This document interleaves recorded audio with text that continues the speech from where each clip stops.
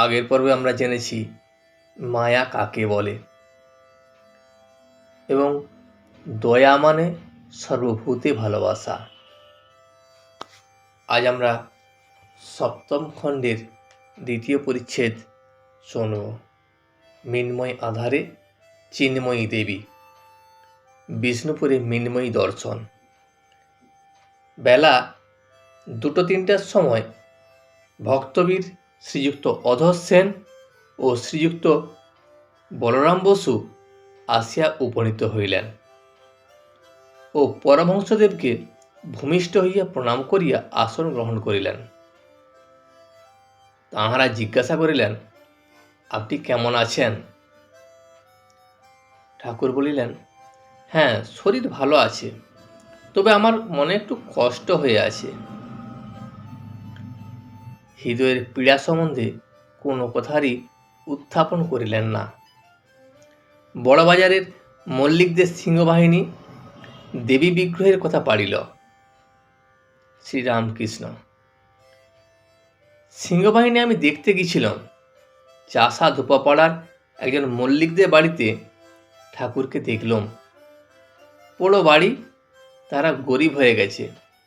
এখানে পায়রার গু, ওখানে শ্যাওলা, এখানে ঝুরঝুর করে বালি সুরকি পড়ছে। অন্য মল্লিকদের বাড়ির যেমন দেখেছি, এ বাড়ির সে শ্রী নাই। আচ্ছা, এর মানে কি বলো দেখি? কি জানো, যার যা কর্মের ভোগ আছে তার তা করতে হয়। সংস্কার, প্রারব্ধ এসব মানতে হয়। ঠাকুর বলছেন, আমি সিংহবাহিনী মন্দির দেখতে গেছিলাম। মল্লিকদের এক বাড়িতে সিংহবাহিনী মন্দির দেখলাম, কিন্তু সে বাড়ি খুব বড় বাড়ি, খুব পুরানো বাড়ি। যাদের বাড়িতে সিংহবাহিনী আছে তারা খুব গরিব। কোথাও পায়রার গু, কোথাও শ্যাওলা, কোথাও চুনসুরকি জোরজোর করে পড়ছে। অন্য মল্লিকদের যেমন দেখেছি, এ বাড়ি তত শ্রী নাই, তত সুন্দর নয়। এর মানে কি জানো? এর মানে হলো, সে যেমন কর্ম করেছে সে তার ভোগ করছে। সংস্কার, প্রারব্ধ এসব মানতে হয়। আর পোড়ো বাড়িতে দেখলাম যে সেখানেও সিংহবাহিনীর মুখের ভাব জল জল করছে। আবির্ভাব মানতে হয়। আমি একবার বিষ্ণুপুরে গিয়েছিলাম। রাজার বেশ সব ঠাকুর বাড়ি আছে।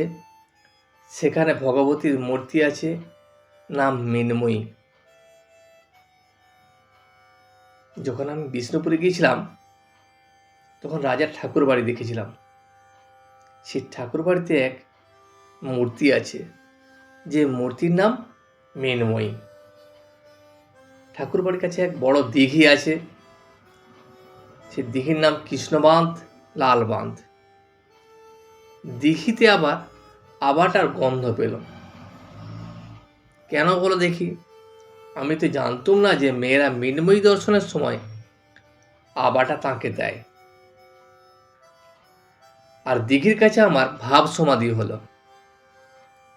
তখন বিগ্রহ দেখি নাই, আবেশে সেই দিঘির কাছে মৃন্ময়ী দর্শন হলো কোমর পর্যন্ত। ঠাকুর যখন কৃষ্ণবাঁধ, লালবাঁধের কাছে গিয়েছিলেন তখন সেখানে আবাটার গন্ধ পেয়েছিলেন।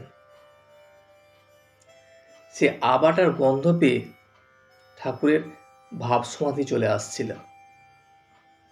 তখন ঠাকুর মৃন্ময়ী দেবীকে দর্শন করেন নাই, কিন্তু সেই ভাবের আবেশে ঠাকুর মৃন্ময়ী দেবীর দর্শন করলেন কোমর পর্যন্ত।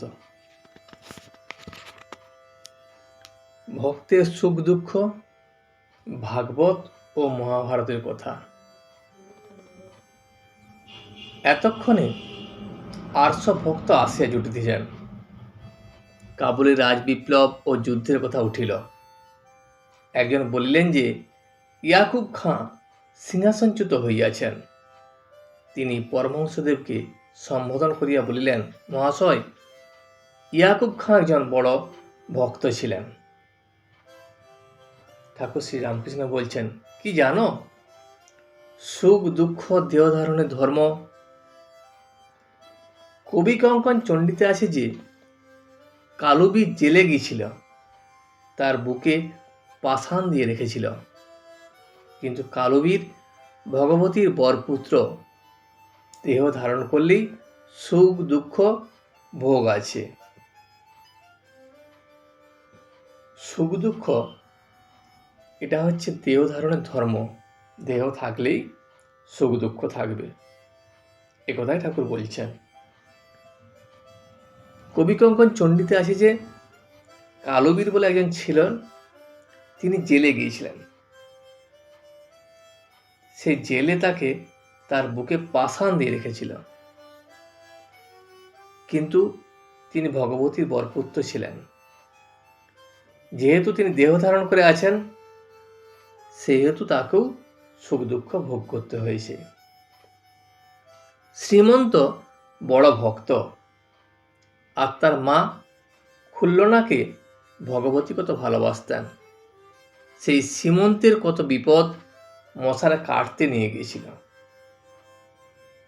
একজন কাঠুরে পরম ভক্ত ভগবতীর দর্শন পেলে তিনি কত ভালোবাসলেন, কত কৃপা করলেন, কিন্তু তার কাঠুরের কাজ আর খুঁজল না। সে কাঠ কেটে আবার খেতে হবে। কারাগারে চতুর্ভুজ শঙ্খচক্র গদাপদ্মধারী ভগবান দেবকীর দর্শন হলো, কিন্তু কারাগার খুঁজল না। মাস্টার বললেন, শুধু কারাগার খোঁজা কেন, দেহই তো যত জঞ্জালের গোড়া, দেহটা ঘুচে যাওয়া উচিত ছিল। তখন ঠাকুর বললেন, কি জানো, প্রারব্ধ কর্মের ভোগ, যে কদিন ভোগ আছে দেহ ধারণ করতে হয়। একজন কানা গঙ্গা স্নান করলে পাপ সব ঘুচে গেল, কিন্তু কানা চোখ আর ঘুচল না। সকলে হাসিতে লাগিলেন। পুনর্জন্মের কর্ম ছিল, তাই ভোগ হলো। মনি, যে বানটা ছোড়া গেল তার উপর কোনো আয়ত্ত থাকে না। ঠাকুর, দেহের সুখ দুঃখ যাই হোক, ভক্তের জ্ঞান ভক্তির ঐশ্বর্য থাকে, সে ঐশ্বর্য কখনো যাবার নয়। দেখো না, পাণ্ডবদের অত বিপদ, কিন্তু এই বিপদে তারা চৈতন্য একবারও হারায় নাই। তাদের মতো জ্ঞানী, তাদের মতো ভক্ত কোথায়? আজ এই পর্যন্তই। ভিডিওটি শেষ পর্যন্ত দেখার জন্য আপনাকে অসংখ্য ধন্যবাদ। ভিডিওটি যদি আপনার ভালো লেগে থাকে তাহলে একটা লাইক, কমেন্ট এবং বন্ধুর সাথে শেয়ার করে দেবেন। সাবস্ক্রাইব করে পাশে থাকা বেল আইকনটি বাজিয়ে দেবেন, যাতে আপনাদের নতুন ভিডিওগুলি সর্বপ্রথম আপনার কাছে পৌঁছে যায়। জয় শ্রী রামকৃষ্ণ।